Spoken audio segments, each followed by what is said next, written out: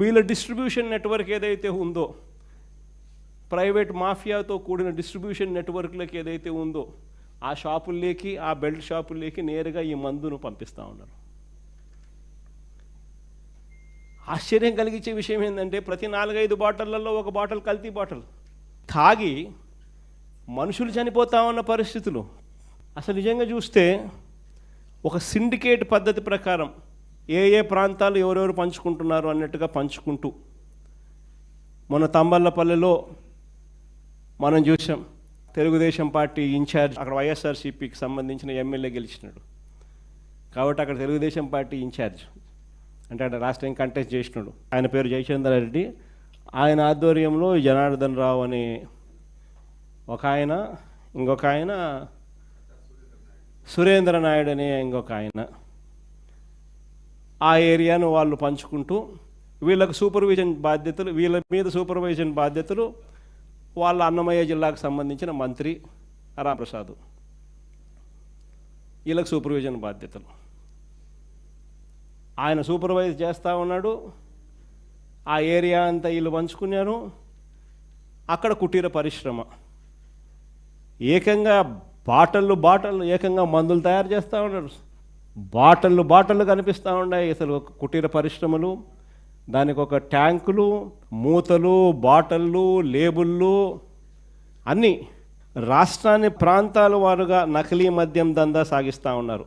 అదో ఆయన సురేంద్ర నాయుడు, మంత్రి నారా లోకేష్తో కట్టా సురేంద్ర నాయుడు, లోకేష్ అబ్బా కొడుకు కంటెస్ట్ చేసిన క్యాండిడేట్ తమ్మలపల్లిలో, చంద్రబాబుతో ఈ జనార్దన్ రావు, ఈయన ఆయన జయచంద్ర రెడ్డి, ఆ సురేంద్ర నాయుడు, వీళ్ళంతా పార్ట్నర్స్.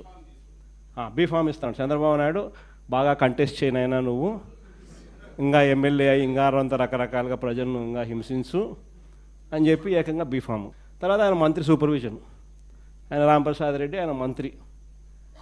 ఆయన ఈ బాధ్యతలన్నీ కూడా కలెక్ట్ చేయడము, ఇవన్నీ ప్రాపర్గా జరిగించడము, డబ్బులు కలెక్ట్ చేసి చిన్నబాబుకింత పెద్దబాబుకింత డిస్ట్రిబ్యూషను, ఆయన ఎమ్మెల్యే క్యాండిడేట్కి ఇంత.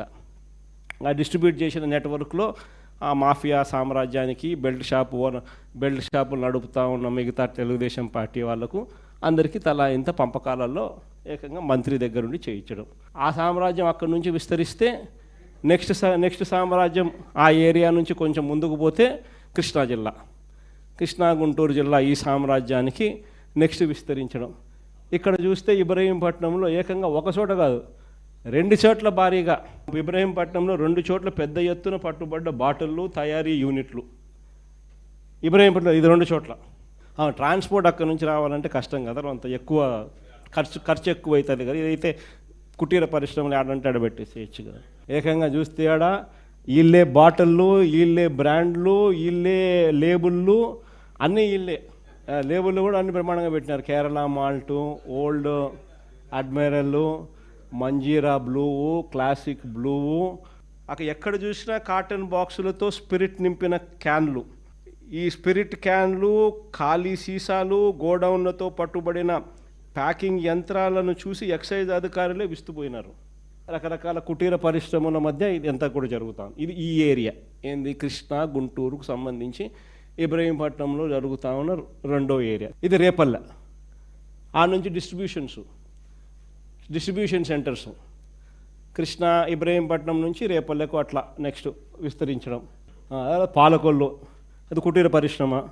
చూడు ఎంత బాగుందో కుటీర పరిశ్రమ. అసలు ఏ లెవెల్లో పెట్టినారో, మిషన్లకు తోడు క్యాన్లకు తోడు స్పిరిట్లు, బాటిళ్ళు, లేబుళ్ళు, అన్ని ఫ్రాంచైజ్, నీట్గా ఫ్రాంచైజ్ పద్ధతులలో కుటీర పరిశ్రమల మాదిరి విస్తరించుకుంటూ పోతూ ఉన్నారు. ఇది పాలకొల్లులో జరిగింది. ఇది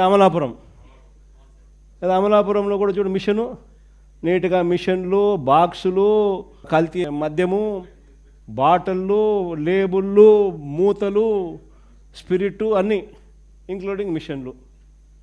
మళ్ళీ ఎక్కడ వాళ్ళందరినీ బయట వాళ్ళందరినీ తీసేసినారనుకో, ఆ మాస్కులు తీసేస్తే అంత తెలుగుదేశం కార్యకర్తలు అని చెప్పి కనపడతారు కాబట్టి మాస్కులు మూసేయడం. నెల్లూరులో డిస్ట్రిబ్యూషన్ ఛానల్ ఆ నుంచి ఏకంగా రాయలసీమ ప్రాంతం నుంచి పక్కన చిత్తూరులో జరుగుతానే తమ్మలపల్లె నుంచి అటు డిస్ట్రిబ్యూషన్ నెట్వర్క్ నెల్లూరుకు. అనకాపల్లి జిల్లా పర్వాడలో పట్టుబడిన నకిలీ మద్యం. పర్వాడలో కూడా కుటీర పరిశ్రమ. ఏకంగా ఈ పర్వాడలో కుటీర పరిశ్రమకు ఈ మాదిరిగా బ్రాండ్లు కూడా సప్లై చేస్తున్నారు. చూడు ఏ లెవెల్లో బ్రాండ్ సప్లై చేయడము అని లేబుల్స్కి సంబంధించిన బండిల్స్. చూడండి చక్కగా అయిన స్పీకరు. పరవాడలో నకిలీ మద్యం తయారీలో స్పీకర్ అయ్యన్న పాత్రుడు సన్నిహితుడు రుత్తుల రాము, అక్కడ ఫ్రాంచైజీ ఓనర్. ఆ ఫ్రాంచైజీ ఓనరు దానికి వెనకలు ఉండేది ఆయన అయ్యన్న పాత్రుడు స్పీకర్. ఆయన ఆ ఏరియాకి సంబంధించి ఫ్రాంచైజీ బాధ్యతలు తీసుకున్నాడు. ఈ నకిలీ మద్యం తాగి ఈ మధ్యకాలంలో చనిపోయిన ఫొటోస్. ఇబ్రహీంపట్నం మండలంలో చిలుకూరులో వైన్స్లో మద్యం తాగి కొద్దిసేపటికే మృతి చెందిన షేక్ చిన్నమస్తాన్. పక్కన ఇబ్రహీంపట్నం మండలంలో జూపూడి వైన్స్లో మద్యం తాగి ఇంటికి వెళ్తూ దారిలో మృతి చెందిన కిలేశ్వరంపురం గ్రామానికి చెందిన నాగరాజు. ఇది అనంతపురం జిల్లా గుంతకల్లు పట్టణంలో వైన్ షాపు వద్దే మద్యం సేవిస్తూ పెద్దన్న, బేల్దారి పెద్దన్న అనే వ్యక్తి అక్కడికక్కడే మృతి చెందినాడు. మద్యం సేవిస్తూ అక్కడికక్కడే ఇక్కడ మద్యం తాగినాడు, ఆడు చనిపోయినాడు. పర్మిట్ రూమ్ కదా, మద్యం షాప్ పక్కనే permit room, illegal permit room. చూడు నీట్గా పొచ్చి కూర్చోబెడుతున్నారు, పర్మిట్ రూమ్లు పెడుతున్నారు, ఆడ పెగ్గుల్లో మందు పోస్తూ ఉన్నారు. అది కూడా కల్తీ మద్యం. అది తెలియక ఎక్కువ డబ్బిచ్చి, కల్తీ మద్యం అని తెలియక ఎక్కువ డబ్బిచ్చి కొనుగోలు చేసి తాగి చనిపోయే పరిస్థితి.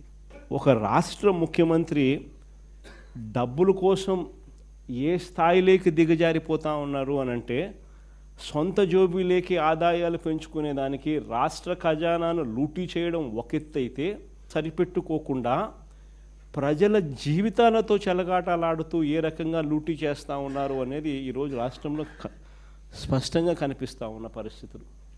రాష్ట్రంలో ఈరోజు జరుగుతూ ఉన్న పాలన ఎలా ఉంది అన్న దాని మీద క్లుప్తంగా నేను I will just run through